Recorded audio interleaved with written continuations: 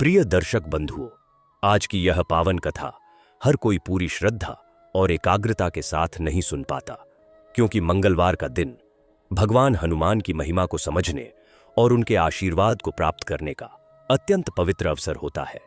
संकट मोचन, बल और भक्ति के प्रतीक भगवान हनुमान को अटूट विश्वास, सेवा और साहस के देवता के रूप में जाना जाता है।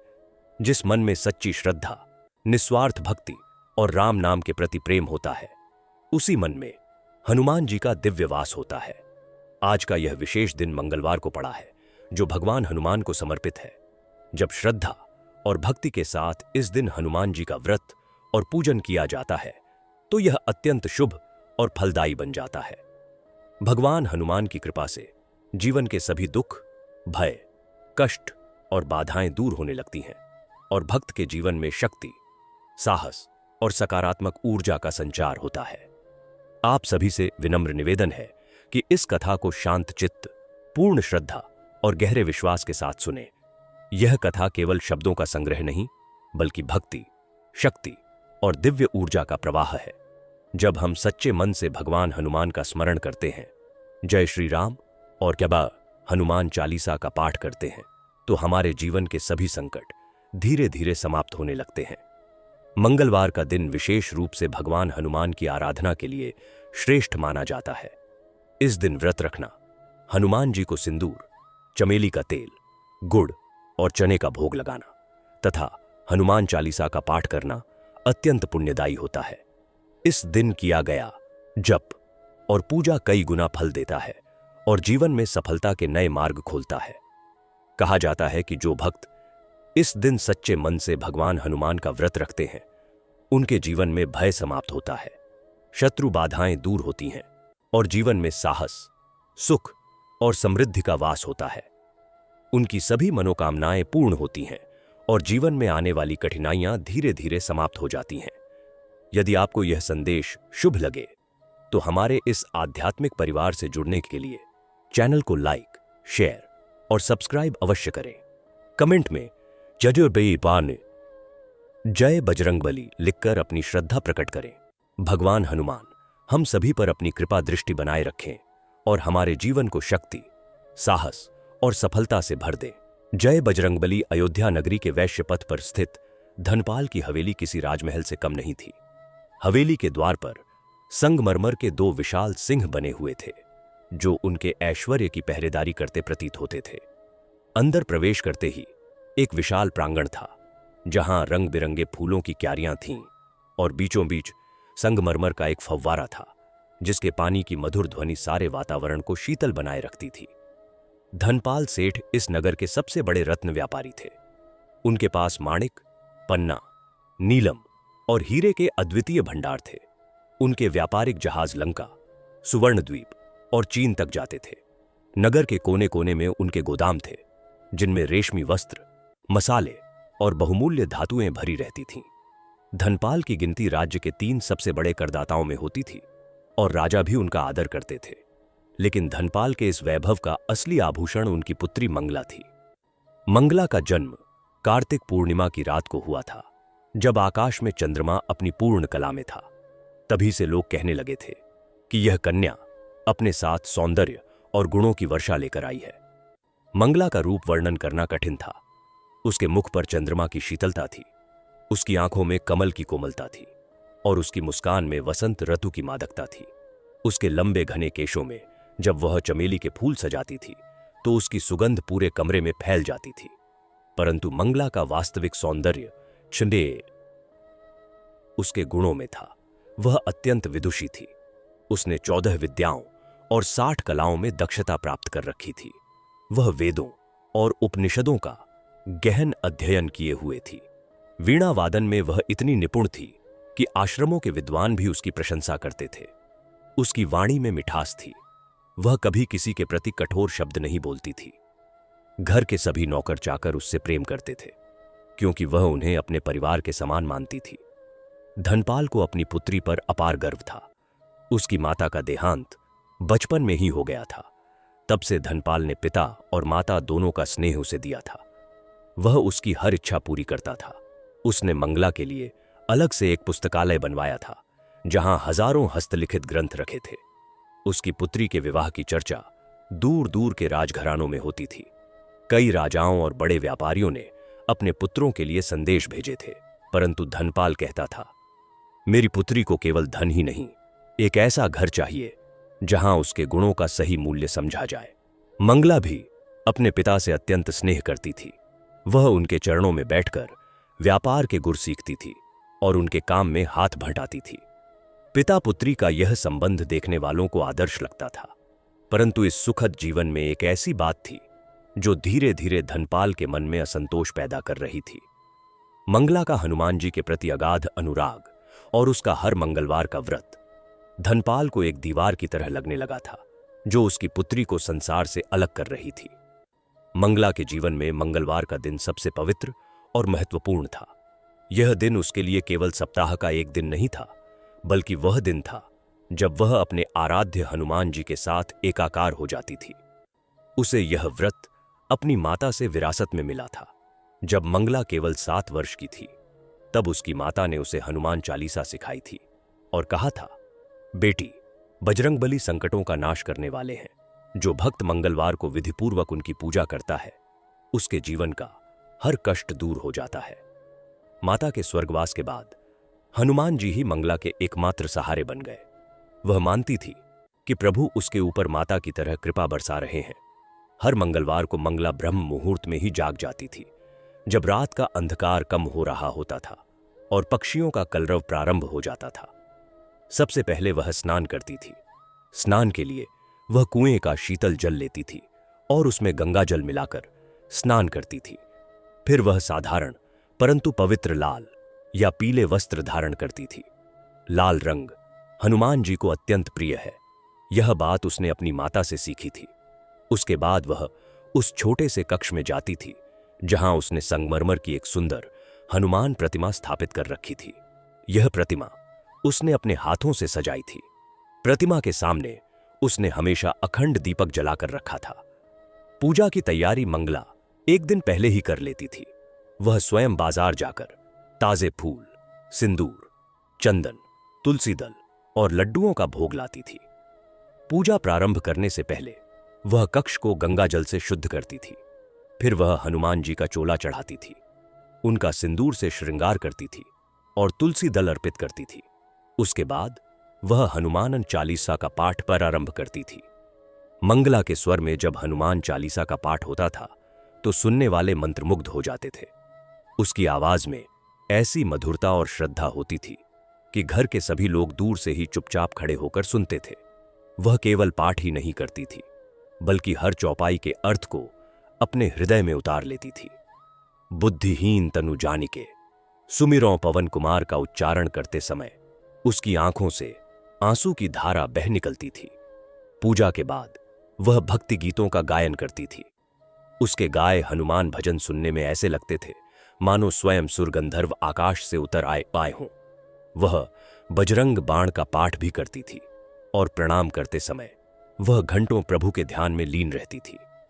व्रत के दिन वह केवल फल और दूध ग्रहण करती थी। दिन भर वह किसी से अधिक बात नहीं करती थी। उसका मन केवल प्रभु के चरणों में रमा रहता था। शाम को फिर से वह हनुमान जी की आरती करती थी और दिन भर की पूजा का फल सभी जीवों के कल्याण के लिए समर्पित कर देती थी। मंगला का यह व्रत केवल औपचारिकता नहीं था, यह उसके जीवन का आधार था। उसे पूरा विश्वास था कि जब तक वह हनुमान जी की शरण में है, कोई भी आपदा उसका अहित नहीं कर सकती। यही विश्वास आगे चलकर उसके जीवन की सबसे बड़ी शक्ति बना। धनपाल सेठ, जिसने अपना सारा जीवन लेन देन, तौल माप और व्यापारिक चतुराई के बल पर खड़ा किया था, उसके लिए कोई भी ऐसी चीज जिसे प्रत्यक्ष रूप से प्रमाणित नहीं किया जा सकता था, वह अंधविश्वास थी। उसकी बुद्धि पूर्णतः लौकिक थी। वह गणित, भूगोल, धातु विज्ञान और व्यापार नीति में पारंगत था, पर उसने कभी आध्यात्मिक ग्रंथों का अध्ययन नहीं किया था। उसका मानना था कि मनुष्य को केवल अपने परिश्रम पर विश्वास करना चाहिए, न कि अदृश्य शक्तियों पर। जब वह अपनी पुत्री मंगला को हर मंगलवार को सारा दिन पूजा पाठ और व्रत में व्यतीत करते हुए देखता, तो उसके मन में एक अजीब सी बेचैनी होती थी। वह सोचता था कि इतनी प्रतिभाशाली पुत्री जो व्यापार के गुर सीख सकती थी, जो राजघरानों में अपनी प्रतिभा का लोहा मनवा सकती थी, वह अनावश्यक रूप से अपना बहुमूल्य समय इन क्रियाओं में नष्ट कर रही है। धनपाल ने कई बार मंगला को समझाने का प्रयास किया। एक दिन वह उसके पूजा कक्ष में गया और देखा कि मंगला हनुमान जी के सामने घंटों से बैठी हुई है। उसने कहा, बेटी, देखो तुम्हारा चेहरा व्रत के कारण पीला पड़ गया है। तुम इतनी कमजोर हो रही हो। हनुमान जी ने तुम्हें बुद्धि दी है, उस बुद्धि का उपयोग करो। संसार में सफलता केवल कर्म से मिलती है। बैठे बिठाए भगवान किसी के घर भाग्य नहीं लिखते। मंगला ने विनम्रता से उत्तर दिया, पिताजी, भक्ति किसी सौदे की तरह नहीं है कि इसमें लाभ हानि देखी जाए। यह तो मन की शांति का मार्ग है। हनुमान जी ने मुझे यह शक्ति दी है कि मैं अपने कर्तव्यों का पालन कर सकूं। धनपाल यह सुनकर और अधिक चिढ़ गया। उसे लगा कि उसकी पुत्री अब उसकी बात नहीं मानती। धीरे धीरे धनपाल का यह असंतोष क्रोध में बदलने लगा। उसके व्यापारिक मित्र भी उसे उकसाते थे। एक दिन उसका घनिष्ठ मित्र चंदक सेठ उससे मिलने आया। उसने धनपाल से कहा, सेठ जी, सुना है आपकी बेटी बहुत धार्मिक हो गई है। यह तो ठीक नहीं है। इन दिनों राजा के दरबार में कला प्रतियोगिताएं हो रही हैं। आपकी बेटी वीणा में निपुण है, उसे वहां भेजिए। पर यह व्रत पूजा उसकी प्रतिभा को दबा रहे हैं। लोग कहेंगे कि धनपाल सेठ की बेटी साधु संतों की तरह रहने लगी है। इससे आपकी प्रतिष्ठा पर भी असर पड़ेगा। यह सुनकर धनपाल के मन में आग लग गई। उसे लगने लगा कि उसकी पुत्री उसकी प्रतिष्ठा को ही हानि पहुंचा रही है। वह भूल गया कि उसकी पुत्री के सद्गुण, उसकी दया, करुणा और विनम्रता भी इसी भक्ति का परिणाम थे। उसने यह भी भूला दिया कि मंगला की माता भी यही व्रत करती थीं। वह केवल अपने तर्कों और दुनिया की बातों में उलझ कर रह गया। उसकी यही भूल आगे चलकर एक भीषण संकट का कारण बनी। जिस भक्ति को वह अंधविश्वास कह रहा था, वही एक दिन उसके जीवन की सबसे बड़ी रक्षा करने वाली सिद्ध हुई। परंतु उस दिन वह यह समझने को तैयार नहीं था। उसने मन ही मन निश्चय कर लिया कि अब वह इस अंधविश्वास का अंत करेगा, चाहे कुछ भी करना पड़े। अयोध्या नगरी में फाल्गुन मास का मंगलवार था। वसंत ऋतु अपने पूरे यौवन पर थी। आम के पेड़ बौरों से लद गए थे। चारों ओर कोयल की कूक और भौरों की गुंजार से वातावरण मदमस्त था। किंतु धनपाल की हवेली में उस दिन वसंत की कोमलता नहीं, बल्कि आग के गोले उगलती गर्मी थी। धनपाल सेठ की आंखों में क्रोध की ज्वाला धक रही थी। उनके माथे पर पसीने की बूंदें उभर आई थीं और उनके हाथ कांप रहे थे। उनके सामने मंगला घुटनों के बल बैठी थी। उसकी आंखें नम थीं, पर उसके होठों पर वही शांत अडिग मुस्कान थी। यह दृश्य उससे एक दिन पहले की घटना का परिणाम था। पिछली रात धनपाल अपने मित्र चंदक सेठ के यहां भोज पर गया था। वहां कई बड़े व्यापारी और नगर के प्रतिष्ठित नागरिक एकत्र थे। भोज के बाद बातों बातों में किसी ने धनपाल से पूछ लिया, सेठ जी, सुनते हैं आपकी पुत्री मंगला बड़ी विदुषी है। वीणा वादन में तो वह नगर की शिरोमणि है, पर क्यों नहीं भेजते उसे राजदरबार में? राजा ने कला प्रतियोगिता का आयोजन किया है, वहां जाकर वह आपका नाम रोशन कर सकती है। धनपाल ने मुस्कुराकर कहा, हां हां, अवश्य भेजूंगा। तभी चंदक सेठ ने ताना मारते हुए कहा, सेठ जी, आपकी बेटी तो अब साध्वी बन गई है। हर मंगलवार व्रत, पूजा, भजन, राज दरबार जाने के बजाय वह हनुमान जी के मंदिर में घंटों बैठी रहती है। क्या आपको नहीं लगता कि यह अतिशयोक्ति है? चंदक सेठ की बात सुनकर वहां उपस्थित कई व्यापारी हंस पड़े। धनपाल का चेहरा क्रोध से लाल हो गया। वह कुछ बोलता, उससे पहले ही दूसरे व्यापारी ने कहा, सुनते हैं मंगला हर मंगलवार को बिना अन्न जल के व्रत रखती है। सेठ जी, आप इतने धनाढ्य होकर अपनी बेटी को भूखा रखते हैं, लोग क्या कहेंगे? यह सुनकर धनपाल के मान अभिमान पर चोट लगी। वह चुपचाप वहां से उठ आया और पूरी रात करवटें बदलता रहा। उसने तय कर लिया था कि अब इसका अंत करना होगा। उसकी पुत्री उसकी प्रतिष्ठा पर दाग लगा रही थी, उसे रोकना ही होगा। अगली सुबह मंगलवार था, ठीक उस दिन जब मंगला व्रत रखने वाली थी। धनपाल ने सूर्योदय से पहले ही मंगला के कमरे का दरवाजा खटखटाया। मंगला ने दरवाजा खोला। वह पहले से ही स्नान करके तैयार थी। उसके हाथ में पूजा की थाली थी, जिसमें सिंदूर, चंदन, लाल पुष्प और हनुमान चालीसा की पोथी सजी थी।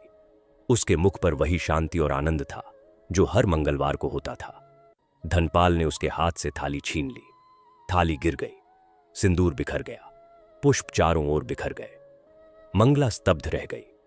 धनपाल की आवाज गरजी, बस, अब बहुत हो चुका। मैं तुझे आज साफ साफ कह रहा हूं, आज से कोई व्रत नहीं, कोई पूजा नहीं, कोई भजन नहीं। तू मेरी पुत्री है, किसी साधु संत की चेली नहीं। तेरा काम है घर संभालना, व्यापार सीखना और मेरा नाम रोशन करना। ये अंधविश्वास तुझे निकम्मा बना रहे हैं। मंगला ने शांत स्वर में कहा, पिताजी, यह अंधविश्वास नहीं है, यह मेरी आस्था है। मेरी माता ने मुझे यह विरासत दी है। व्रत और पूजा के बिना मेरा मन शांत नहीं होता। धनपाल और भी क्रोधित हो गया। उसने कहा, मैं तेरी माता का नाम मत ला। तेरी माता भी यही अंधविश्वास करती रही और चली गई। मैं नहीं चाहता कि तू भी उसी राह पर चले। मैं तुझसे कह रहा हूं, आज से यह व्रत बंद। मंगला चुप रही। वह जानती थी कि उसके पिता क्रोध में कुछ भी कह सकते हैं, पर वह अपनी आस्था से समझौता नहीं कर सकती थी। उसने धीरे से कहा, पिताजी, मैं आपकी आज्ञा का पालन करती हूं, परंतु हनुमान जी की भक्ति को नहीं छोड़ सकती। यह मेरे जीवन का आधार है। यह सुनते ही धनपाल का क्रोध 7वें आसमान पर पहुंच गया। उसने अपनी मुट्ठी भींच ली और आंखों में आग लेकर बोला, तो फिर सुन ले, आज यही तेरा आखिरी दिन है इस घर में। यदि तूने आज व्रत किया या कभी भी इस घर में हनुमान जी की पूजा की, तो मैं तुझे इस घर से निकाल दूंगा। मैं कहता हूं, आज मंगलवार है, आज व्रत मत करना, नहीं तो तुझे अंदर आने का दरवाजा नहीं मिलेगा। यह कहकर धनपाल ने उसके कमरे का दरवाजा पटक दिया और चला गया। मंगला वहीं फर्श पर बैठी रह गई। उसके मन में दो भावनाएं संघर्ष कर रही थीं। एक ओर उसके पिता की आज्ञा थी, दूसरी ओर उसकी आस्था। वह जानती थी कि यदि उसने पिता की आज्ञा मानी तो उसकी आस्था कमजोर हो जाएगी, और यदि उसने व्रत किया तो उसे घर छोड़ना पड़ेगा। वह अपने कमरे में बैठकर रोती रही। उसने हनुमान जी से प्रार्थना की, प्रभु, मुझे मार्ग दिखाओ। मैं तुम्हारी भक्ति नहीं छोड़ सकती, परंतु पिता की आज्ञा भी मेरे लिए धर्म है। उसने घंटों ध्यान किया। अंततः उसके हृदय में निर्णय पक्का हो गया। वह जानती थी कि सच्ची भक्ति छुप कर नहीं की जाती। उसने तय कर लिया कि वह व्रत करेगी, चाहे कुछ भी हो। उसके मन में हनुमान जी के प्रति इतना विश्वास था कि वह जानती थी प्रभु उसका मार्गदर्शन करेंगे। उसने उठकर बिखरी हुई थाली को समेटा, नए फूल लाए और अपने पूजा कक्ष की ओर चल दी। उसने सोचा था कि छुपकर पूजा कर लेगी, परंतु उसके पिता की निगरानी इतनी कड़ी थी कि वह छुप नहीं सकती थी। फिर भी उसने अपने हृदय में हनुमान जी का ध्यान किया और व्रत का संकल्प लिया। उस दिन उसने अन्न जल ग्रहण नहीं किया। वह अपने कमरे में बैठकर मानसिक रूप से हनुमान चालीसा का पाठ करती रही। उसने तय कर लिया था कि वह अपने पिता के सामने भी सत्य का मार्ग नहीं छोड़ेगी। उसका यह निर्णय ही आगे चलकर उसके जीवन का सबसे बड़ा मोड़ साबित हुआ। वह मंगलवार का दिन धीरे धीरे बीत रहा था, पर मंगला के लिए यह दिन जीवन का सबसे कठिन परीक्षा का दिन था। उसके पिता धनपाल ने पूरे घर में पहरे बिठा दिए थे। उसने सभी नौकर चाकरों को सख्त हिदायत दे दी थी कि मंगला को पूजा कक्ष में न जाने दिया जाए। पूजा कक्ष का दरवाजा बंद कर दिया गया था और उसकी चाबी धनपाल ने अपने पास रख ली थी। उसने मंगला के कमरे के बाहर 2 दासियों को खड़ा कर दिया था जो उस पर निगरानी रख रही थीं। धनपाल ने सोचा था कि इस प्रकार वह अपनी पुत्री को व्रत करने से रोक लेगा। मंगला अपने कमरे में अकेली थी। उसके सामने न तो हनुमान जी की प्रतिमा थी, न पूजा की सामग्री, न ही कोई मंत्र पुस्तक, परंतु उसके हृदय में हनुमान जी विराजमान थे। वह जानती थी कि सच्ची पूजा के लिए न तो मंदिर की आवश्यकता होती है, न प्रतिमा की, न ही किसी बाहरी सामग्री की। सच्ची पूजा तो हृदय से होती है। उसने अपने कमरे का दरवाजा अंदर से बंद कर लिया। उसने एक कोने में चटाई बिछाई और उस पर बैठ गई। उसने अपने सामने मानसिक रूप से हनुमान जी का ध्यान किया। उसकी आंखें बंद थीं, पर उसके मन की आंखों के सामने बजरंगबली की सुंदर मूर्ति साकार हो रही थी। वह देख रही थी मानो हनुमान जी उसके सामने खड़े हैं। उनके मुख पर कृपा की मुस्कान है, उनके हाथ में गदा है और वह उसे आशीर्वाद दे रहे हैं। मंगला ने मानसिक रूप से हनुमान जी का पूजन प्रारंभ किया। उसने अपने मन में ही स्नान, आसन, पाद्य, अर्घ्य, आचमन, स्नान, बस, वस्त्र, यज्ञोपवीत, गंध, पुष्प, धूप, दीप, नैवेद्य, फल, तांबूल, दक्षिणा, आरती और प्रदक्षिणा का भावपूर्ण समर्पण किया। उसके हृदय में भक्ति का ऐसा उफान था कि उसे बाहरी सामग्री की आवश्यकता ही नहीं पड़ी। उसने हनुमान चालीसा का मानसिक पाठ किया। एक एक चौपाई को वह अपने हृदय में उतार रही थी। जय हनुमान ज्ञान गुण सागर, जय कपीस तिहु लोक उजागर, एका उच्चारण करते ही उसे लगा मानो उसके भीतर एक अलौकिक शक्ति का संचार हो रहा हो। वह घंटों ध्यान में लीन रही। धीरे धीरे उसकी मानसिक पूजा समाप्त हुई। उसने व्रत का संकल्प लिया कि आज वह केवल फलाहार करेगी। दिन भर उसने कुछ भी नहीं खाया। दोपहर में उसकी दासी ने भोजन लाकर दिया, पर मंगला ने उसे वापस भेज दिया। दासी ने जाकर धनपाल को बता दिया। धनपाल क्रोध से पागल हो गया। वह मंगला के कमरे के दरवाजे पर आया और जोर जोर से पटकने लगा। मंगला, दरवाजा खोल। मैंने तुझसे कहा था कि आज व्रत नहीं करना, तूने मेरी बात नहीं मानी। मंगला ने शांत स्वर में उत्तर दिया, पिताजी, मैंने आपकी अवज्ञा नहीं की। मैंने कोई बाहरी पूजा नहीं की, न ही मैं पूजा कक्ष गई, परंतु मैं अपने हृदय में हनुमान जी का ध्यान कर रही हूं। यह मेरा अधिकार है। धनपाल ने कहा, तू बहाने बनाती है। मैं तुझसे कह चुका हूं, तुझे इस घर में रहना है तो यह सब बंद करना होगा। मंगला चुप रही। धनपाल गुस्से में वहां से चला गया। शाम हो गई। मंगला ने पूरे दिन उपवास रखा। सूर्यास्त के समय उसने फिर से ध्यान किया। उसने हनुमान आरती का मानसिक गायन किया। उसकी आवाज बहुत धीमी थी, पर उसके हृदय में वह आरती गूंज रही थी। उसे लगा मानो उसकी पूजा स्वीकार कर ली गई है। उसके मन में एक अद्भुत शांति थी। वह जानती थी कि उसने सही किया है। उसने अपने पिता की अवज्ञा नहीं की, बल्कि अपने धर्म का पालन किया। वह जानती थी कि अब जो भी होगा वह हनुमान जी की कृपा से होगा। रात में उसने एक फल ग्रहण किया और व्रत का पारण किया। उसने सोचा था कि शायद उसके पिता का क्रोध शांत हो जाएगा, पर उसकी यह आशा व्यर्थ थी। धनपाल को किसी ने बता दिया था कि मंगला ने पूरे दिन कुछ नहीं खाया, यानी उसने व्रत रखा। यह बात धनपाल के लिए असहनीय थी। उसने तय कर लिया कि अब वह अपनी धमकी को अमल में लाएगा। उसकी पुत्री ने उसकी आज्ञा का उल्लंघन किया था और वह इसे बर्दाश्त नहीं कर सकता था। उसने मन ही मन निर्णय ले लिया कि कल प्रातः ही मंगला को घर से निकाल दिया जाएगा। उस रात धनपाल सो नहीं सका और मंगला भी नहीं सोई। वह अपने कमरे में बैठी हनुमान जी से प्रार्थना करती रही। उसने प्रार्थना की, प्रभु, आपने मुझे भक्ति का मार्ग दिखाया, अब आप ही मेरी रक्षा करें। मैं आपके चरणों में अपना जीवन समर्पित करती हूं। उसकी आंखों से आंसू बह रहे थे, पर उसके हृदय में विश्वास की ज्योति जल रही थी। अगली सुबह सूर्योदय से पहले ही धनपाल उठ गया। उसकी आंखों में रात भर की नींद न होने के कारण लाली थी, पर उसकी आंखों में जो आग थी वह कहीं अधिक भयानक थी। उसने अपने नौकरों को बुलाया और मंगला के कमरे का दरवाजा खोलने का आदेश दिया। मंगला पहले से ही जाग रही थी। उसने रात भर हनुमान जी का ध्यान किया था और अब वह शांत और स्थिर थी। उसके चेहरे पर किसी प्रकार का भय नहीं था। धनपाल उसके कमरे में घुसा। उसने मंगला की ओर देखा और बोला, मैंने तुझसे कहा था कि व्रत मत करना। तूने मेरी बात नहीं मानी। तूने मेरी आज्ञा का उल्लंघन किया। मैं तुझसे वचन दे चुका था कि यदि तूने व्रत किया तो तुझे घर से निकाल दूंगा। मैं अपने वचन का पक्का हूं। मंगला ने धीरे से कहा, पिताजी, मैंने आपकी अवज्ञा नहीं की। मैंने कोई बाहरी पूजा नहीं की। मैंने अपने हृदय में हनुमान जी का ध्यान किया।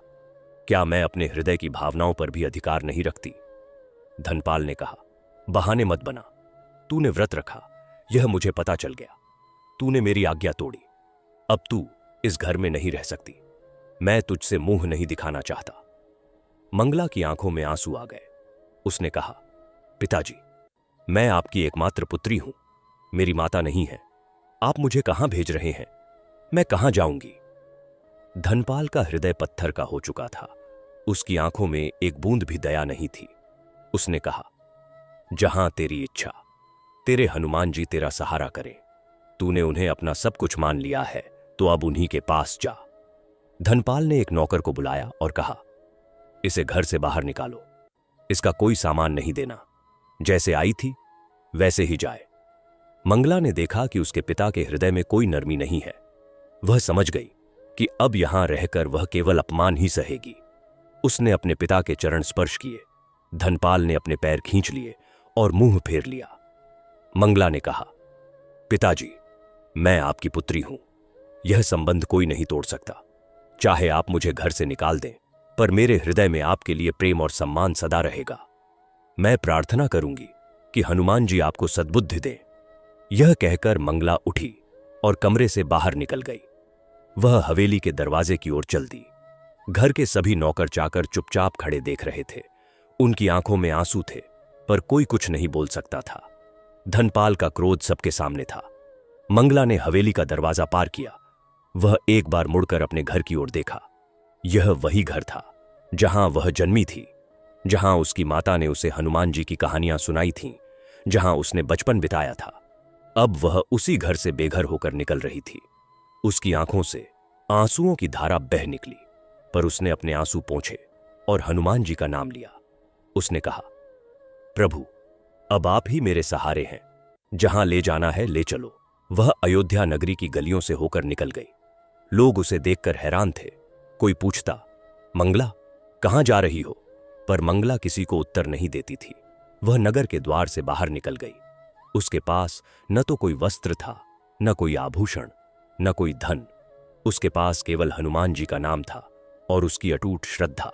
वह जंगल की ओर चल दी।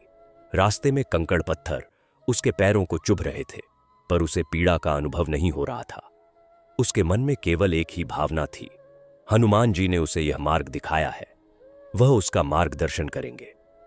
वह चलती रही जब तक कि नगरी उसकी दृष्टि से ओझल नहीं हो गई। फिर वह एक विशाल वट वृक्ष के नीचे बैठ गई। उसने उसी वृक्ष के नीचे हनुमान जी का ध्यान किया और प्रार्थना की, प्रभु, मैं आपकी हूं, आप जहां रखें वहीं मेरा घर है। उस रात वह उसी वृक्ष के नीचे सो गई। आकाश में तारे चमक रहे थे और मंगला के हृदय में हनुमान जी के प्रति विश्वास की ज्योति जल रही थी। वह जानती थी कि यह अंत नहीं है, बल्कि एक नई शुरुआत है। हनुमान जी उसकी रक्षा अवश्य करेंगे।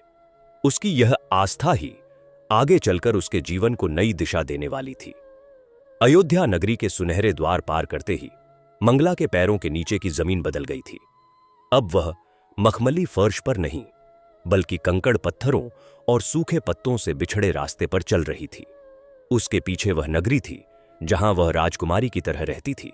संगमरमर के महल, रेशमी वस्त्र, सुगंधित तेल और हर सुख सुविधा।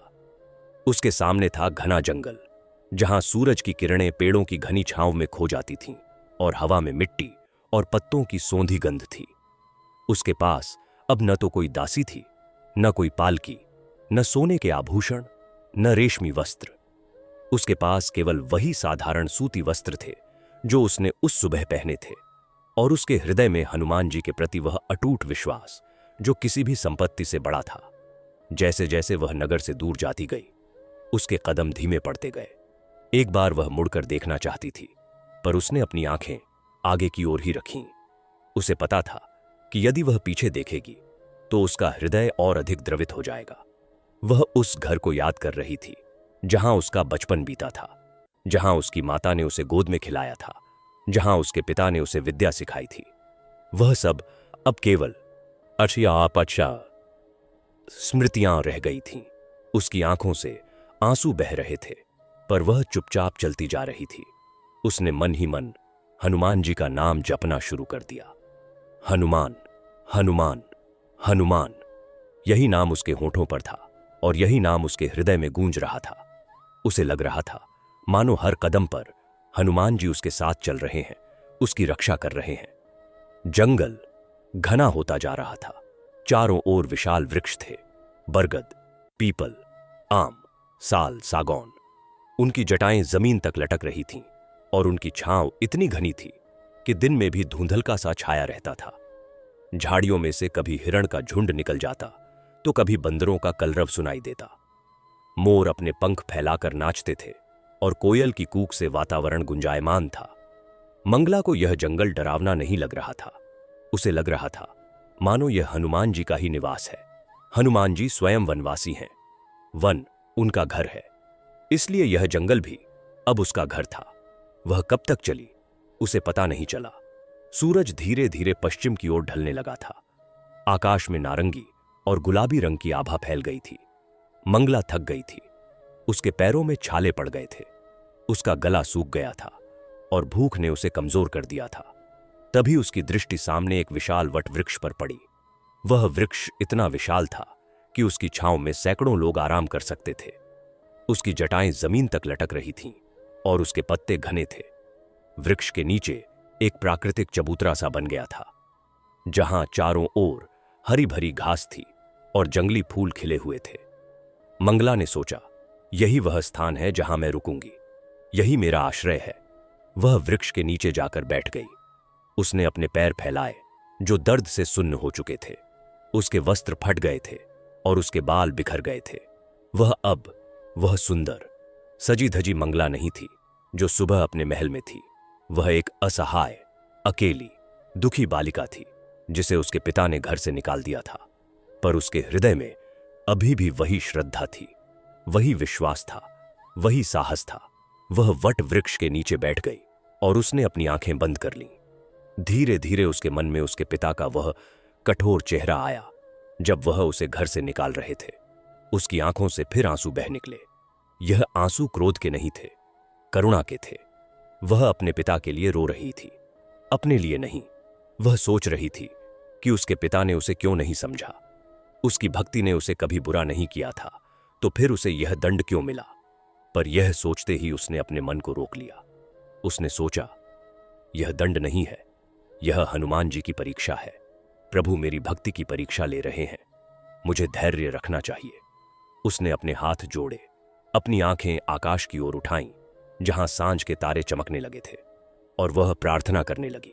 उसकी आवाज धीमी थी, पर उसमें इतनी शक्ति थी कि वह आकाश तक पहुंच रही थी। उसने कहा, हे प्रभु हनुमान, आप संकट मोचन हैं। आपने रामचंद्र जी के लिए समुद्र लांघा, लंका जलाई, संजीवनी बूटी लाई। आप भक्तों के कष्ट हरने वाले हैं। मैं आपकी दीन भक्त हूं। मेरे पास अब कोई नहीं है। मेरे पिता ने मुझे त्याग दिया, पर मैं जानती हूं कि आपने मुझे कभी नहीं त्यागा। आप मेरे साथ हैं। प्रभु, मुझे शक्ति दो, मुझे धैर्य दो।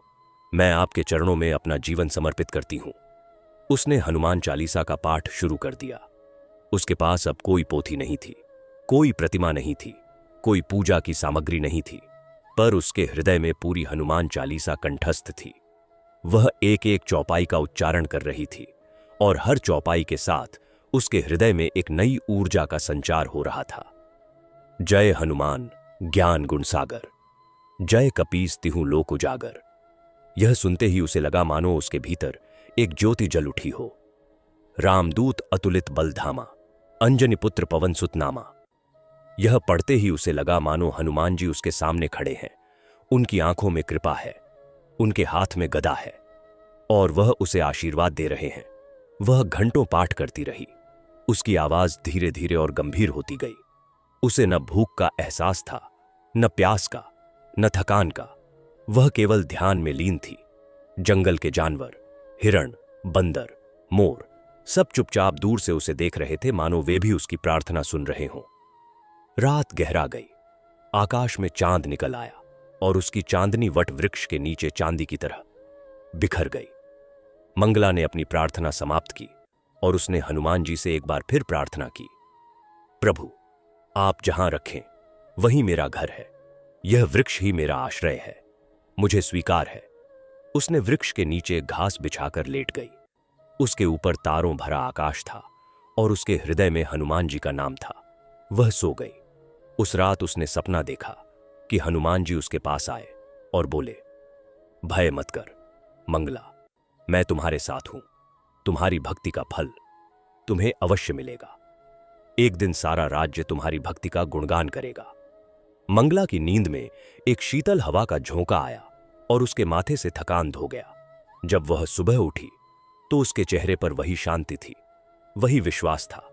वह जानती थी कि हनुमान जी उसके साथ हैं और उसका जीवन अब एक नई दिशा में जाएगा। वट वृक्ष के नीचे मंगला के दिन बीतने लगे। वह प्रतिदिन सुबह उठती, वृक्ष के पास बहने वाली नदी में स्नान करती, फिर वृक्ष के नीचे बैठकर हनुमान जी का ध्यान और पाठ करती। दिन में वह जंगल में फल फूल इकट्ठा करती, जंगली आम, बेर, जामुन, कंदमूल, इन्हीं से अपनी जीविका चलाती। उसने वृक्ष के पास पत्थरों से एक छोटी सी वेदी बना ली थी, जहां वह प्रतिदिन पुष्प अर्पित करती थी। जंगल के जानवर अब उससे घबराते नहीं थे। हिरण उसके पास आकर बैठ जाते थे, बंदर उससे फल ले लेते थे और पक्षी उसके कंधे पर आकर बैठ जाते थे। मंगला को लगता था मानो यह जंगल ही उसका परिवार बन गया है, परंतु उसके मन में एक बात हमेशा बनी रहती थी, उसके पिता। वह उनके लिए प्रतिदिन प्रार्थना करती थी कि हनुमान जी उन्हें सद्बुद्धि दें। वह यह भी जानती थी कि यह जीवन स्थायी नहीं है। हनुमान जी ने उसे सपने में जो कहा था वह सच होगा, उसे विश्वास था, पर वह नहीं जानती थी कि कब और कैसे। वह धैर्यपूर्वक प्रतीक्षा कर रही थी। ऐसे ही कुछ दिन बीते। एक दिन जब सूर्योदय का समय था और मंगला अपनी सुबह की प्रार्थना में लीन थी, उसने देखा कि जंगल के मार्ग से एक व्यक्ति आ रहा है। पहले तो वह दूर से एक छोटा सा बिंदु दिखा, फिर धीरे धीरे वह बिंदु बड़ा होता गया। जैसे जैसे वह पास आया, मंगला ने देखा कि वह एक महात्मा थे, एक साधु। उनकी आयु लगभग 60 वर्ष की थी, पर उनका शरीर अभी भी तप से चमक रहा था। उनके सिर पर जटाएं थीं जो सफेद हो चुकी थीं, पर उनमें एक अजीब सी ऊर्जा थी। उनके गले में रुद्राक्ष की माला थी और उनके हाथ में एक कमंडल था। उनके मुख पर एक अद्भुत तेज था, वह तेज जो वर्षों के तप और साधना से आता है। उनकी आंखें शांत और गहरी थीं, मानो वे सब कुछ देख रहे हों पर किसी से कुछ कह नहीं रहे हों। महात्मा ने मंगला को देखा। उनकी दृष्टि उस पर पड़ते ही वे कुछ क्षण के लिए स्थिर हो गए। उन्होंने देखा कि एक युवा कन्या, जिसके वस्त्र फटे हुए थे, जिसके बाल बिखरे हुए थे, जो एक वृक्ष के नीचे बैठी हनुमान जी का ध्यान कर रही थी। उसके चेहरे पर कोई दुहक नहीं था, कोई शिकायत नहीं थी। उसके चेहरे पर केवल शांति थी और उसकी आंखों में विश्वास की ज्योति जल रही थी। महात्मा ने देखा कि उसके आसपास का वातावरण कितना पवित्र था।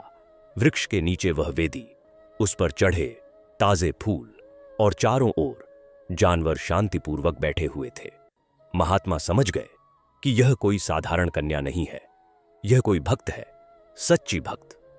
महात्मा धीरे धीरे वट वृक्ष के नीचे आए। मंगला ने उन्हें देखा और तुरंत उठकर खड़ी हो गई। उसने हाथ जोड़कर प्रणाम किया और कहा, नमो नारायण। महात्मा जी, आपका आगमन हुआ, कृपया विराजमान हो। महात्मा ने उसे आशीर्वाद दिया। दीर्घायु भव, तुम्हारा सौभाग्य उदय हो। मंगला ने उनके लिए वृक्ष के नीचे एक आसन बिछाया, सूखे पत्तों और घास का, और उन्हें बैठाया। उसने जंगली फलों का भोग लगाया और उन्हें अर्पित किया। महात्मा ने फल ग्रहण किए और मंगला की ओर देखा। महात्मा ने पूछा, बेटी, तुम कौन हो? तुम यहां जंगल में अकेली कैसे? तुम्हारा घर कहां है? तुम्हारे माता पिता कहां हैं? यह सुनते ही मंगला की आंखों में आंसू आ गए। उसने सारी कथा सुनाई, कैसे वह धनपाल की पुत्री है, कैसे वह हनुमान जी का व्रत रखती थी, कैसे उसके पिता ने उसे अंधविश्वासी कहकर व्रत करने से मना किया, कैसे उसने अपने पिता की अवज्ञा करके व्रत रखा और कैसे उसके पिता ने उसे घर से निकाल दिया। उसने यह भी बताया कि वह अब इसी वृक्ष के नीचे रहती है, हनुमान जी का ध्यान करती है और जंगल के फल फूलों से अपना जीवन निर्वाह करती है। महात्मा ने उसकी बातें ध्यानपूर्वक सुनी। उनके चेहरे पर कोई आश्चर्य नहीं था, न कोई दया। उनके चेहरे पर केवल एक गहरी समझ थी। उन्होंने कहा, बेटी, तुमने जो किया वह सही किया। सच्ची भक्ति को कभी नहीं छोड़ना चाहिए, चाहे उसके लिए कितना भी बड़ा त्याग क्यों न करना पड़े। तुम्हारी भक्ति सच्ची है। तुमने अपने पिता की अवज्ञा नहीं की, तुमने अपने धर्म का पालन किया, और जो व्यक्ति अपने धर्म का पालन करता है उसकी रक्षा ईश्वर स्वयं करता है। महात्मा ने मंगला को ध्यान से देखा। उन्होंने उसके हाथों की रेखाएं देखीं, उसके चेहरे का तेज देखा और उसके हृदय की शुद्धता को पहचाना। उन्हें लगा कि यह कन्या केवल एक साधारण भक्त नहीं है, यह एक सिद्ध भक्त है। उसके भीतर वह शक्ति है जो लोगों को मंत्रमुग्ध कर सकती है। उसके भीतर वह प्रतिभा है जो पूरे राज्य को प्रभावित कर सकती है। उन्होंने कहा, बेटी, मैं देख रहा हूं कि तुम्हारे भीतर अद्भुत प्रतिभा है। तुम संगीत, भजन और वादन में निपुण हो। यह केवल तुम्हारा अभ्यास नहीं है, यह तुम्हारी आत्मा की पुकार है। तुम हनुमान जी की सच्ची भक्त हो। महात्मा ने अपना हाथ मंगला के मस्तक पर रखा और आशीर्वाद दिया।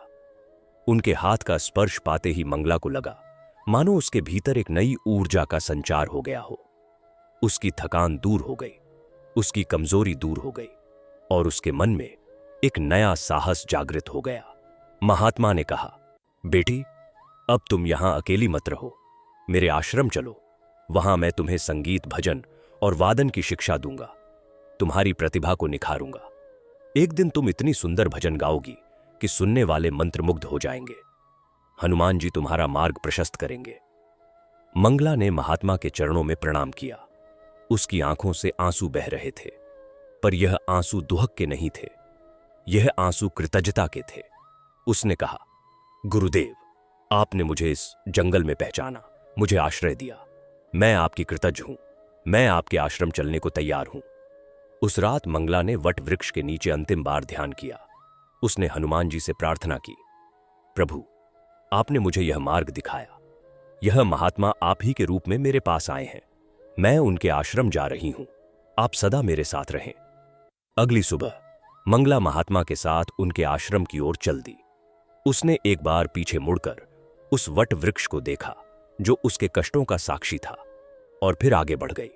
उसका जीवन अब एक नए अध्याय में प्रवेश कर रहा था।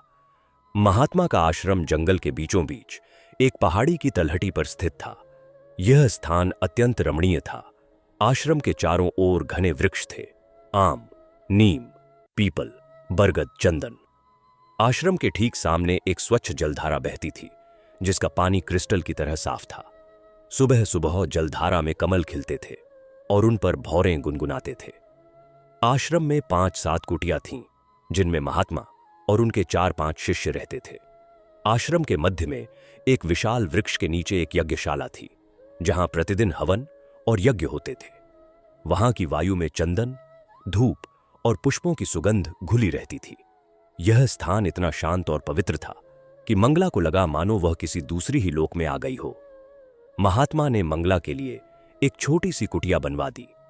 कुटिया साधारण थी, मिट्टी की दीवारें, फूस की छत और अंदर एक चटाई, एक छोटा सा चबूतरा और एक दीपक। पर मंगला के लिए यह किसी महल से कम नहीं था। यहां उसे कोई डांटता नहीं था, कोई उसकी भक्ति पर प्रश्न नहीं उठाता था। यहां वह स्वतंत्र थी, अपनी श्रद्धा के साथ, अपने हनुमान जी के साथ। उसने अपनी कुटिया में एक छोटी सी हनुमान प्रतिमा स्थापित की और प्रतिदिन सुबह शाम उनकी पूजा करने लगी। महात्मा ने मंगला को शिक्षा देना प्रारंभ किया। उन्होंने पहले उसकी प्रतिभा को परखा। एक दिन उन्होंने मंगला से कहा, बेटी, तुम गाओ, मैं सुनना चाहता हूं कि तुम्हारे भीतर कितनी शक्ति है। मंगला ने हाथ जोड़कर कहा, गुरुदेव, मैं हनुमान जी का भजन गाऊंगी। उसने अपनी आंखें बंद कीं और गाना शुरू किया। उसने हनुमान जी का वह भजन गाया जो उसने बचपन में अपनी माता से सीखा था। उसकी आवाज सुनते ही आश्रम के सभी शिष्य चुप हो गए। पक्षियों का कलरव थम गया। जलधारा की ध्वनि भी धीमी हो गई, मानो वह भी सुन रही हो। मंगला की आवाज में इतनी मधुरता थी, इतना भाव था, इतनी श्रद्धा थी कि सुनने वाले मंत्रमुग्ध हो गए।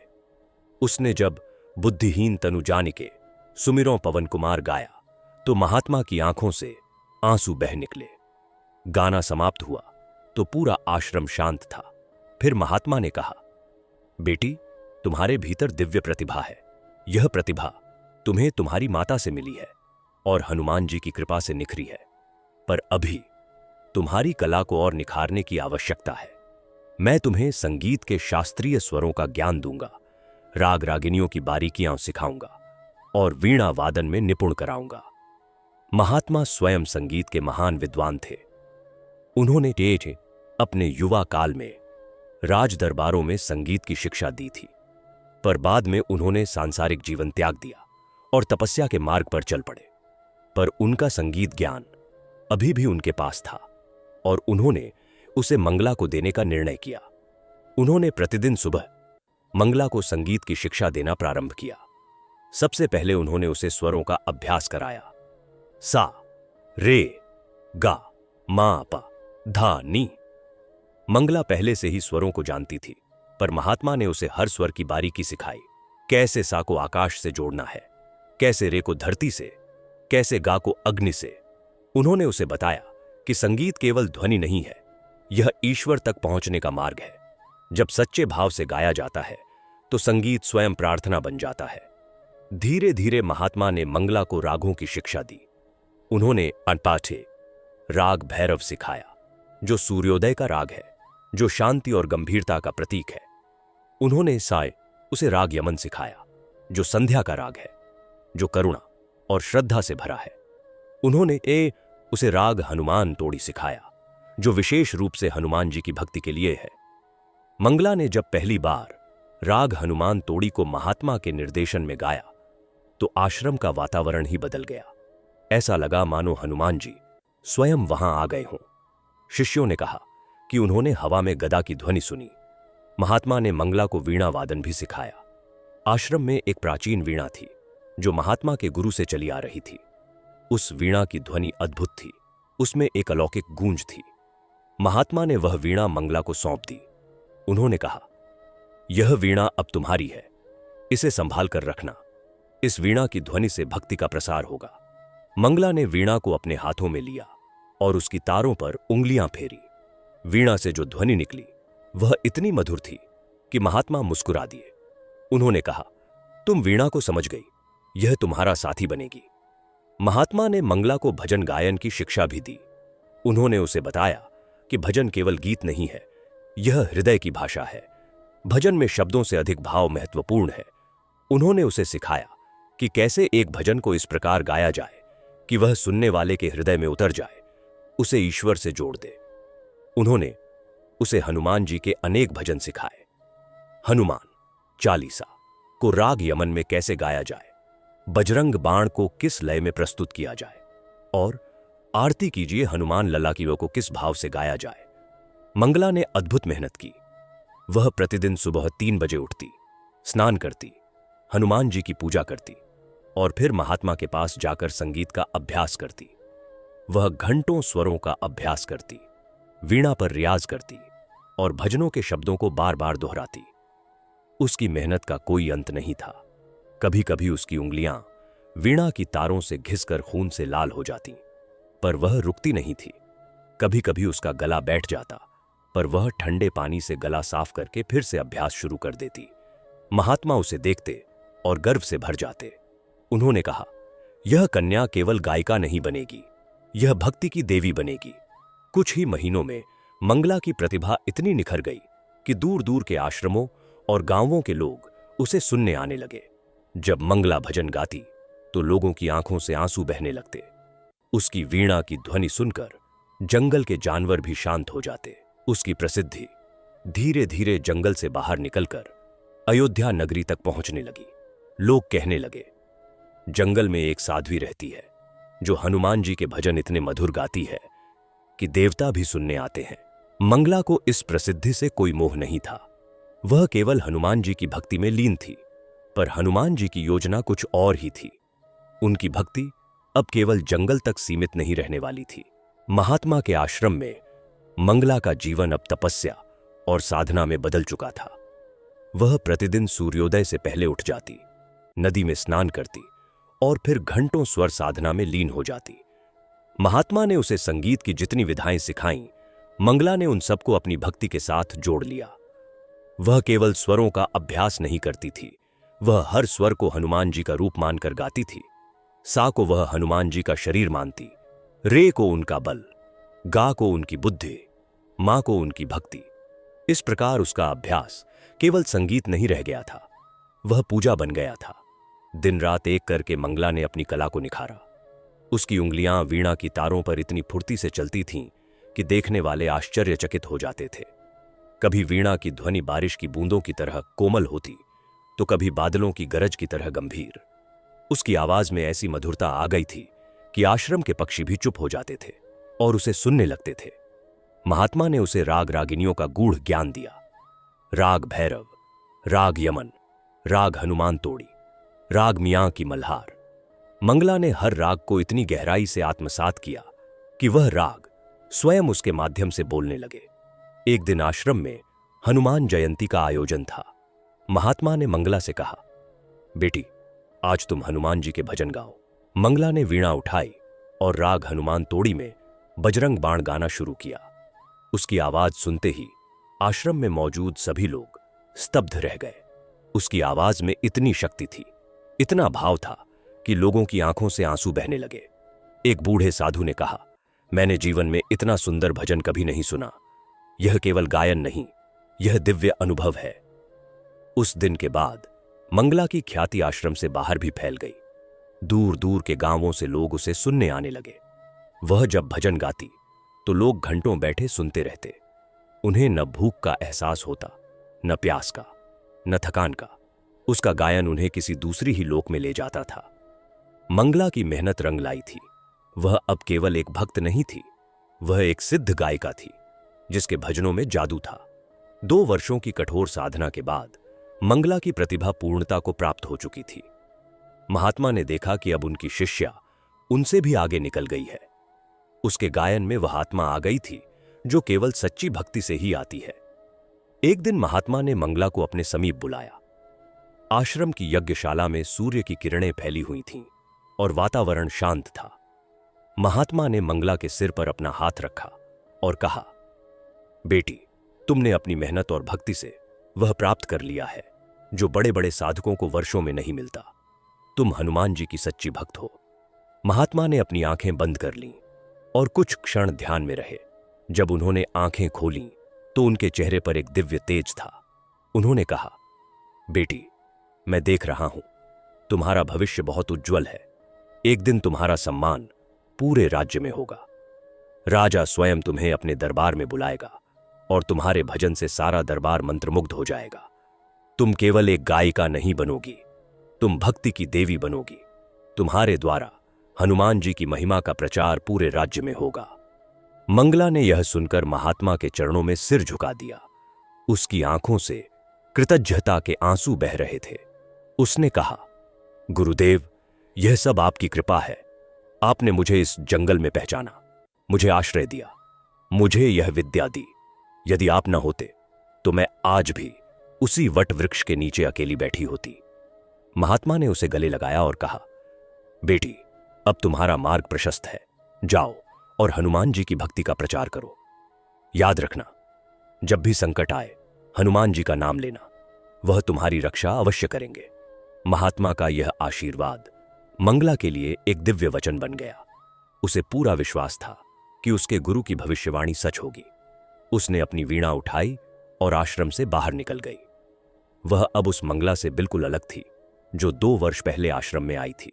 तब वह एक दुखी, असहाय बालिका थी। अब वह एक सिद्ध भक्त थी, एक कलाकार थी जिसके पास वह प्रतिभा थी जो लोगों के हृदय को छू सकती थी। अयोध्या राज्य के राजा सुप्रताप एक धर्मात्मा और कला प्रेमी शासक थे। उनके दरबार में कवि, संगीतकार, नर्तक सभी को सम्मान मिलता था। राजा स्वयं संगीत के जानकार थे और अच्छे गायन को सुनना उनका प्रिय शौक था। एक दिन राजा ने अपने मंत्रियों से कहा, मैंने सुना है कि हमारे राज्य में अनेक प्रतिभाशाली भजन गायक हैं। मैं चाहता हूं कि दरबार में एक भजन प्रतियोगिता का आयोजन किया जाए। राज्य के कोने कोने से सभी प्रतिभाशाली गायकों को बुलाया जाए। जो सबसे सुंदर भजन गाएगा उसे राज्य का शिरोमणि संगीतकार घोषित किया जाएगा। राजा के आदेश के साथ ही दूत राज्य के सभी भागों में दौड़ पड़े। उन्होंने नगरों, गांवों, आश्रमों और मंदिरों में यह सूचना फैला दी। जब यह सूचना जंगल के आश्रमों तक पहुंची तो लोगों ने मंगला का नाम लिया। उन्होंने दूतों से कहा, हमारे जंगल में एक साध्वी रहती है, मंगला। वह हनुमान जी के भजन इतने सुंदर गाती है कि सुनने वाले मंत्रमुग्ध हो जाते हैं। उसे बुलाइए। दूतों ने मंगला के बारे में सुना और उसकी खोज शुरू की। कुछ दिनों बाद वे उस मंदिर में पहुंचे जहां मंगला अब रह रही थी। दूतों ने मंगला को देखा। वह साधारण वस्त्रों में थी। उसकी वीणा उसके पास थी और उसके चेहरे पर वही शांति थी जो सच्चे भक्तों के चेहरे पर होती है। दूतों ने राजा का संदेश सुनाया। राजा सुप्रताप आपको दरबार में भजन प्रतियोगिता में आमंत्रित करते हैं। आपकी प्रतिभा की ख्याति दूर दूर तक फैली है। राजा आपके गायन को सुनना चाहते हैं। मंगला ने यह सुनकर हाथ जोड़े और कहा, राजा की आज्ञा मेरे लिए आदर की बात है।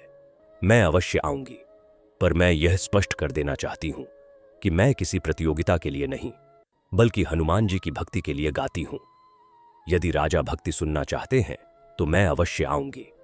दूत वापस लौटे और राजा को मंगला का संदेश सुनाया।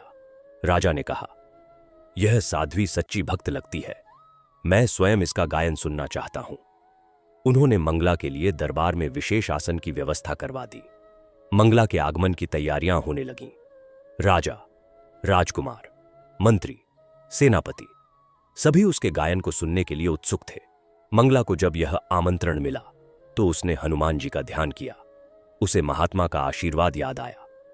एक दिन तुम्हारा सम्मान पूरे राज्य में होगा। उसे विश्वास था कि यह हनुमान जी की योजना का हिस्सा है। उसने अपनी वीणा उठाई और राज दरबार की ओर चल दी। उसके मन में कोई घबराहट नहीं थी, केवल श्रद्धा थी। वह जानती थी कि वह जहां भी जाएगी हनुमान जी उसके साथ हैं। राजा सुप्रताप का दरबार उस दिन विशेष रूप से सजा हुआ था। राजा अपने सिंहासन पर विराजमान थे। उनके बगल में राजकुमार वीरेंद्र बैठे थे। चारों ओर मंत्री, सेनापति, विद्वान और नगर के प्रतिष्ठित नागरिक उपस्थित थे। राज्य के कोने कोने से आए गायक अपनी अपनी कला का प्रदर्शन कर रहे थे, पर सभी की निगाहें उस साध्वी पर थीं जिसकी ख्याति दूर दूर तक फैली थी। जब मंगला का नाम पुकारा गया तो वह धीरे धीरे दरबार में आई। वह साधारण वस्त्रों में थी। उसके गले में कोई आभूषण नहीं था, केवल हनुमान जी की माला थी। उसके हाथ में वह प्राचीन वीणा थी जो महात्मा ने उसे दी थी। उसके चेहरे पर कोई घबराहट नहीं थी, केवल शांति और आत्मविश्वास था। उसने राजा को प्रणाम किया और आसन पर बैठ गई। मंगला ने अपनी आंखें बंद कर लीं और हनुमान जी का ध्यान किया। उसने वीणा पर उंगलियां रखीं और राग हनुमान तोड़ी में हनुमान चालीसा का पाठ शुरू किया। उसकी आवाज सुनते ही सारा दरबार स्तब्ध हो गया। उसकी आवाज में इतनी मधुरता थी, इतना भाव था कि सुनने वालों को लगा मानो वे किसी दूसरी ही लोक में पहुंच गए हों। जय हनुमान ज्ञान गुण सागर गाते ही राजा की आंखों से आंसू बह निकले। राजकुमार वीरेंद्र मंत्रमुग्ध होकर उसे देखता रहा। दरबार के सभी लोगों के हाथ स्वतः ही जुड़ गए। वहां उपस्थित अन्य गायकों ने भी मान लिया कि इस साध्वी के सामने उनकी कोई प्रतिस्पर्धा नहीं है। मंगला का गायन केवल कला नहीं था, यह आराधना थी, यह भक्ति थी। जब उसने गाना समाप्त किया तो पूरा दरबार खड़ा हो गया। राजा ने कहा, यह केवल गायन नहीं है, यह दिव्य अनुभव है। मैंने जीवन में इतना सुंदर भजन कभी नहीं सुना। मंगला के गायन से राजा सुप्रताप इतने प्रभावित हुए कि उन्होंने उसे दरबार में ही बुलाया। उन्होंने उसकी विनम्रता देखी, उसकी विद्या देखी, उसकी भक्ति देखी। मंत्रियों ने राजा को बताया कि मंगला अयोध्या के प्रतिष्ठित व्यापारी धनपाल की पुत्री है, पर उसके पिता ने उसे उसकी भक्ति के कारण घर से निकाल दिया था। राजा ने कहा, यह कन्या केवल गुणवान ही नहीं, साहसी भी है। उसने अपनी भक्ति के लिए सब कुछ त्याग दिया। राजा ने राजकुमार वीरेंद्र की ओर देखा। राजकुमार युवा, योग्य और अविवाहित था। राजा ने निर्णय लिया, मंगला जैसी गुणवान, विदुषी और भक्त कन्या ही राजकुमार के योग्य है। राजा ने मंगला से कहा, भक्त मंगला, तुम्हारे गुणों से मैं अत्यंत प्रभावित हूं। मैं चाहता हूं कि तुम मेरे पुत्र राजकुमार वीरेंद्र की पत्नी बनो। यह सुनकर पूरा दरबार सन्नाटे में आ गया। मंगला ने विनम्रता से कहा, महाराज, मैं केवल एक साधारण कन्या हूं। राजा ने कहा, तुम्हारे गुण ही तुम्हारा कुल है। राजकुमार ने भी अपनी सहमति दे दी। राजा ने तुरंत विवाह की तैयारी शुरू करवा दी। पूरे राज्य में यह समाचार फैल गया कि जंगल की साध्वी मंगला अब राजकुमारी बनने वाली है। विवाह धूमधाम से संपन्न हुआ। मंगला ने विवाह के दिन सबसे पहले हनुमान जी का ध्यान किया और उन्हें अपनी सफलता का श्रेय दिया। राजकुमारी बनने के बाद भी मंगला के स्वभाव में कोई बदलाव नहीं आया। वह वैसी ही सादगी से रहती थी, वैसी ही विनम्र थी। उसने महल में हनुमान जी का एक सुंदर मंदिर बनवाया और प्रतिदिन वहां पूजा करती थी। उसने पूरे राज्य में हनुमान जी की भक्ति का प्रचार करने का निर्णय लिया। उसने राज्य के हर नगर और गांव में हनुमान जी के भव्य मंदिर बनवाए। हर मंगलवार को वह भंडारे और भव्य पूजा का आयोजन करती थी। वह स्वयं मंदिरों में जाती, हनुमान जी का श्रृंगार करती और घंटों भजन गाती। उसके भजन सुनने के लिए हजारों लोग एकत्र होते थे। मंगला ने राज्य के हर गांव में हनुमान कथा का आयोजन किया। उसने आदेश दिया कि हर मंगलवार को सभी हनुमान मंदिरों में विशेष आरती हो और गरीबों को भोजन वितरित किया जाए। उसकी भक्ति देखकर लोग आश्चर्यचकित थे। एक राजकुमारी, जिसके पास सारे सुख साधन थे, वह स्वयं मंदिरों में जाकर सेवा करती थी। उसके इस व्यवहार ने लोगों के हृदय जीत लिए। जब मंगला मंदिर में पूजा करने जाती थी तो पूरी नगरी उसकी भक्ति का गुणगान करती थी। लोग उसके आगे पीछे चलते, उस पर पुष्प वर्षा करते और जठेते जय हनुमान के नारे लगाते। उसकी भक्ति की लहर पूरे राज्य में फैल गई। हर घर में हर मंगलवार को व्रत और पूजा होने लगी। राजा और रानी भी मंगला के साथ मंदिर जाने लगे। मंगला ने अपनी भक्ति से पूरे राज्य को बदल दिया था। वह अब केवल राजकुमारी नहीं थी, वह भक्ति की देवी थी, लोगों के हृदय की रानी थी। राजकुमारी मंगला ने अपनी भक्ति को केवल महल तक सीमित नहीं रखा। उसने पूरे राज्य में हनुमान जी की भक्ति का प्रसार करने का संकल्प लिया। उसने राज्य के हर नगर, हर गांव, हर मोहल्ले में हनुमान जी के भव्य मंदिर बनवाए। ये मंदिर संगमरमर और काले पत्थर से बने थे। उनके शिखर इतने ऊंचे थे कि दूर से ही दिखाई देते थे। प्रत्येक मंदिर में हनुमान जी की सजीव प्रतिमा स्थापित की गई, जिनका प्रतिदिन सिंदूर और चंदन से श्रृंगार होता था। हर मंगलवार को मंगला ने सभी मंदिरों में भव्य पूजा और भंडारे का आयोजन शुरू कर दिया। उस दिन मंदिरों में घंटियां बजतीं, शंखनाद होता और हजारों भक्त एकत्र होते। मंगला स्वयं राजमहल से निकलकर राज्य के सबसे बड़े हनुमान मंदिर में जाती और घंटों भजन गाती। उसने आदेश दिया कि किसी भी भक्त को भूखा नहीं लौटना चाहिए। भंडारों में हजारों लोगों के लिए भोजन की व्यवस्था की जाती। मंगला स्वयं प्रसाद परोसती और भक्तों की सेवा करती। उसके इस व्यवहार को देखकर लोग भाव विभोर हो जाते। उसने मंदिरों में अखंड दीपक जलाने की व्यवस्था भी की, जो कभी नहीं बुझता था। धीरे धीरे पूरे राज्य में हनुमान जी की भक्ति की लहर दौड़ गई। हर घर में हर मंगलवार को व्रत और पूजा होने लगी। मंगला ने यह सब अपने बल पर नहीं किया। उसने हर काम को हनुमान जी के चरणों में अर्पित किया। हर मंगलवार का दिन अब पूरे राज्य के लिए उत्सव का दिन बन चुका था। जिस दिन मंगला मंदिर जाती, उस दिन की तैयारी एक दिन पहले से ही शुरू हो जाती। नगर की सड़कों को साफ किया जाता, रंगोली बनाई जाती, हर घर के दरवाजे पर तोरण लगाए जाते। सूर्योदय से पहले ही मंगला राजमहल से निकलती। वह साधारण लाल वस्त्र धारण करती, हाथ में वीणा लेती। उसकी पालकी फूलों से सजी होती थी। जैसे ही पालकी नगर की मुख्य सड़क पर आती, लोगों की भीड़ उमड़ पड़ती। हर घर की छतों, बालकनियों, दरवाजों पर लोग खड़े हो जाते। वे उस पर पुष्प वर्षा करते, अबीर उड़ाते और जय हनुमान, जय माता मंगला के नारे लगाते। बच्चे अपने माता पिता के कंधों पर बैठकर उसे देखते। बूढ़ी बूढ़ियां दोनों हाथ उठाकर आशीर्वाद देतीं। मंगला पालकी में बैठी यह सब देखती और उसकी आंखें भर आतीं। वह सोचती, यह वही नगरी है जहां से मुझे मेरे पिता ने निकाल दिया था, और आज यही नगरी मुझे देवी के समान पूज रही है। वह लोगों को आशीर्वाद देती और आगे बढ़ जाती। मंदिर पहुंचकर वह नंगे पैर सीढ़ियां चढ़ती, हनुमान जी का श्रृंगार करती और घंटों भजन गाती। उसके भजन सुनने के लिए हजारों लोग मंदिर के प्रांगण में खड़े हो जाते। उस दिन कोई भूखा नहीं रहता, सभी को प्रसाद मिलता। मंगला की इस भक्ति ने पूरे राज्य को एक सूत्र में बांध दिया था। जाति पाति, ऊंच नीच सब भेद मिट गए। जब मंगला राजमहल में सुख समृद्धि से जीवन बिता रही थी, उसके पिता धनपाल की दशा दिन प्रतिदिन बदतर होती जा रही थी। मंगला को घर से निकालने के बाद धनपाल ने सोचा था कि अब उसके घर से अंधविश्वास समाप्त हो गया है, परंतु विधि का विधान कुछ और ही था। पहले तो उसके विश्वसनीय साझेदार ने उसे धोखा देकर उसका सारा रत्न भंडार खाली कर दिया और रातों रात गायब हो गया। इस धोखे ने धनपाल को इतना आघात पहुंचाया कि उसका शेष व्यापार भी चौपट हो गया। कर्जदारों ने पैसे मांगने शुरू कर दिए। एक एक करके उसकी सारी संपत्ति समाप्त हो गई। जो व्यापारी कभी 7 राज्यों में अपना नाम रोशन करता था, वह अब भिखारी बन गया। धनपाल अब उसी नगर की गलियों में भीख मांग रहा था जहां कभी उसकी हवेली के सामने से गुजरते हुए लोग सिर झुकाते थे। लोग उसकी दशा देखकर कहते, यह वही धनपाल है जिसने हनुमान जी की भक्त का अपमान किया था। देखो उसकी दशा क्या हो गई है।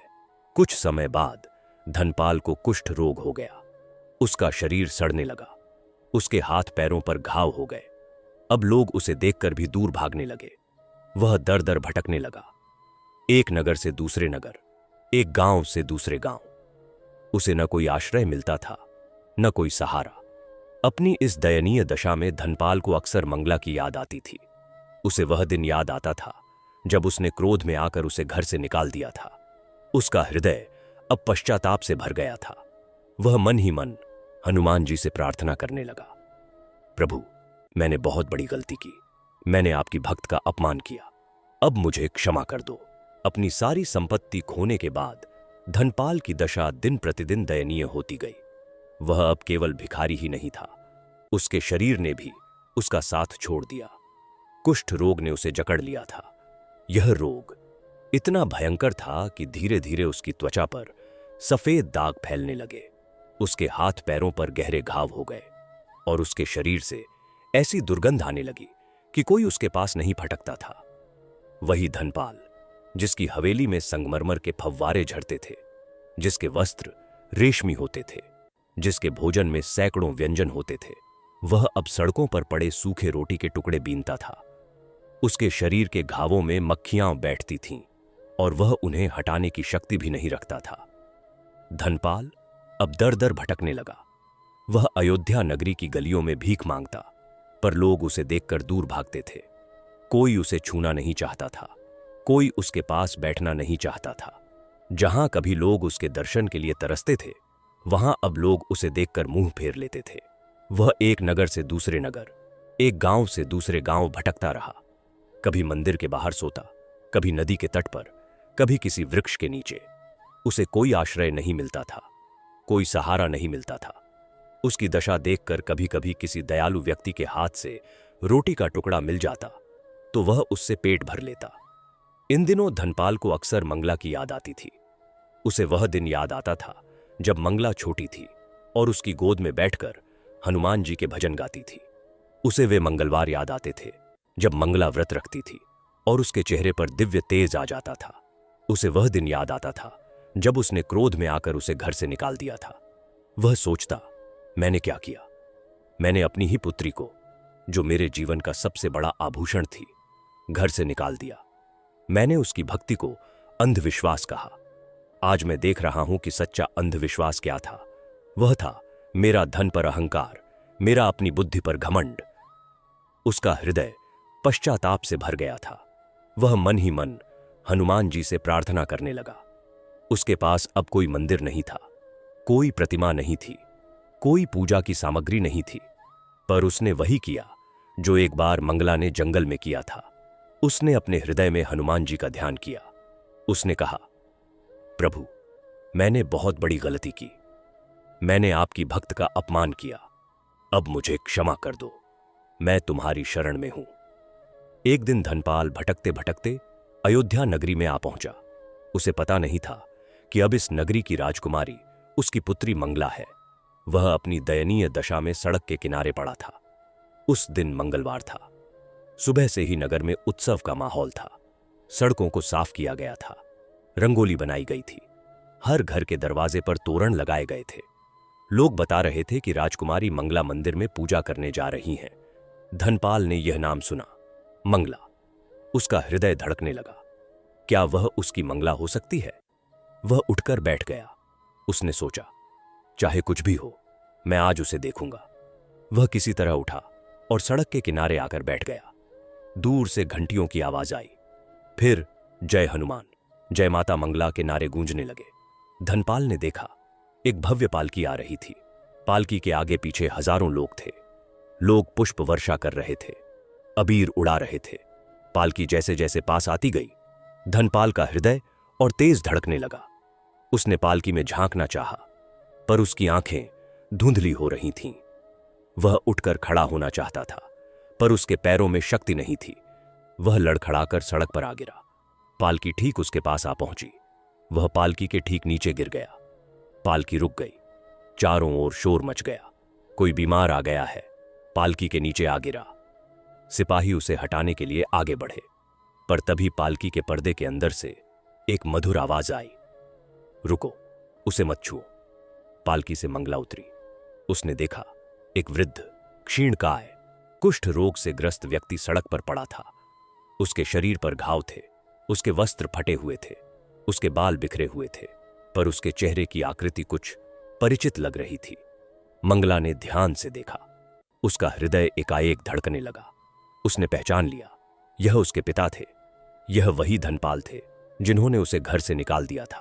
पर अब वह धनपाल नहीं थे जो कभी हवेली में सिंहासन पर बैठते थे। वह एक दयनीय, असहाय, रोगग्रस्त भिखारी थे। मंगला की आंखों से आंसुओं की धारा बह निकली।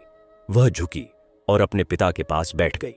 मंगला उस दयनीय व्यक्ति के पास झुकी। उसकी आंखों से आंसू बह रहे थे। उसने ध्यान से उसके चेहरे को देखा। वही चेहरा था जो कभी उसे ममता से देखता था। वही हाथ थे जो कभी उसे सहलाते थे। वही पिता थे जिन्होंने उसे विद्या दी थी। हां, यह उसके पिता धनपाल थे। मंगला ने फफक कर कहा, पिताजी। यह शब्द सुनते ही धनपाल की आंखें खुल गईं। उसने अपनी पुत्री को सामने देखा। वह राजकुमारी के वस्त्रों में थी। उसके चेहरे पर वही दिव्य तेज था, पर उसकी आंखों में केवल प्रेम और करुणा थी। धनपाल के हृदय पर जैसे बिजली गिरी। वह फूट फूट कर रोने लगा। उसके घावों से पीड़ा तो बहुत थी, पर उससे अधिक पीड़ा उसके मन में थी। उसने जो अपनी पुत्री के साथ किया था, उसका पश्चाताप। धनपाल ने अपने दोनों हाथ जोड़े। उसके शरीर में इतनी शक्ति नहीं थी कि वह उठकर बैठ सके, पर उसने जितना हो सका उतना सिर झुकाया। उसने कांपती हुई आवाज में कहा, बेटी, मैंने तुझसे क्षमा मांगी थी कभी। मैंने तुझे घर से निकाल दिया था। मैंने तेरी भक्ति को अंधविश्वास कहा था। मैंने हनुमान जी का अपमान किया था। आज मैं देख रहा हूं कि सच्चा अंधविश्वास क्या था। वह था मेरा अहंकार, मेरा धन पर घमंड। बेटी, मुझे क्षमा कर दे। मैं तेरे सामने अपराधी हूं। उसकी आवाज घुटन भरी थी। उसकी आंखों से आंसुओं की धारा बह रही थी और उसके घावों से रिस रहा था, पर उसे किसी पीड़ा का एहसास नहीं था, केवल पश्चाताप था। मंगला ने यह सुना। उसका हृदय द्रवित हो उठा। उसने अपने पिता को गले लगा लिया। उसे उनके शरीर की दुर्गंध का एहसास नहीं हुआ। उसे उनके घावों का एहसास नहीं हुआ। उसे केवल एहसास हुआ कि यह उसके पिता हैं, जिन्होंने उसे जन्म दिया, जिन्होंने उसे पाला, जिन्होंने उसे विद्या दी। उसने कहा, पिताजी, क्षमा की क्या बात। आप मेरे पिता हैं, मैं आपकी पुत्री हूं। पिता और पुत्री के बीच क्षमा नहीं होती, केवल प्रेम होता है। आपने मुझे घर से निकाला था, पर मैं कभी आपसे दूर नहीं हुई। मैं प्रतिदिन आपके लिए प्रार्थना करती थी कि हनुमान जी आपको सद्बुद्धि दें। आज वह दिन आ गया। अब आप मेरे साथ चलिए।